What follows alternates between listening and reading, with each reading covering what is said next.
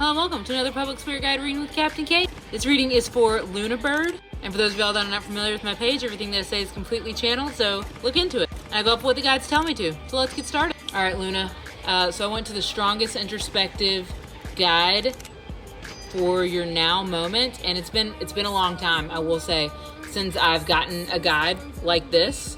This is a mask. I'm going to try to explain it. This is a mask. Their eyes are really hollowed out. They're really focused on their eyes. This is straw looking, but it's very, there's only 6 hairs here. Teeth stick out farther than their face, and it's not a smile. It just be how they be looking. Their thumbs are huge, and they're touching, the bottoms of their jaw mask. I don't really know how to put that. And the fact that I'm spending so much time explaining it tells me a lot too. So yeah, it's just cool and interesting, just one of those things. Whenever I ask them if there's a human name that they prefer to be called, they're like, you can just go ahead and call me Luna Bird. They're pretty monotone, and that tells me that they talk, they communicate with you via talking.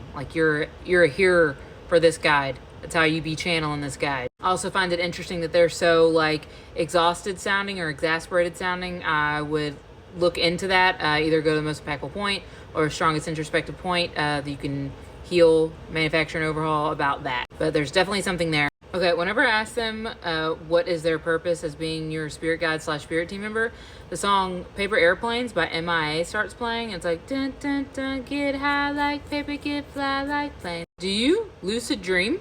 It's totally fine if you do. What is that called whenever you meditate, but it's a spiritual jargon term. Anyway, a hella transmutation.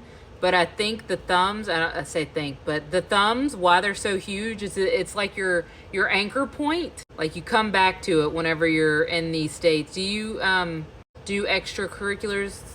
Me and Kat had a class on a guided adventure on this. You don't need to do all that to get in your flow state.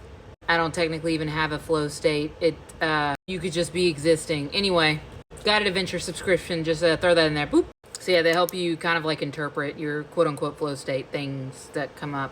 Transmutations. Okay, so the next most impactful guide that comes up for you is this guide who is hog-eyeing me. And hog-eyeing is side-eyeing, I guess you would call it. But yeah, where I come from, call it hog-eyeing. And he has a paper boat as a hat. Hey, I'm just letting you know that the way that these guides are, this was a forced change.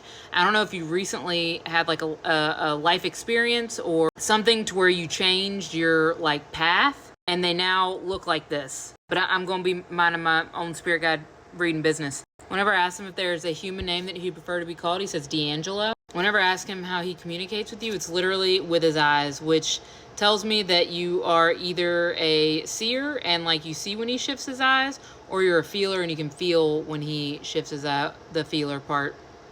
Okay, so that's how he communicates with you. Whenever I ask him what his purpose is as being your spirit guide / spirit team member, and I'm running out of time here, I'm actually way over time. His body works as a cube and shifts for life paths, and literally shifts around based on what you were going through, which makes sense as to why you would feel him out. He can actually help you out with pathways. Okay, love y'all. Bye.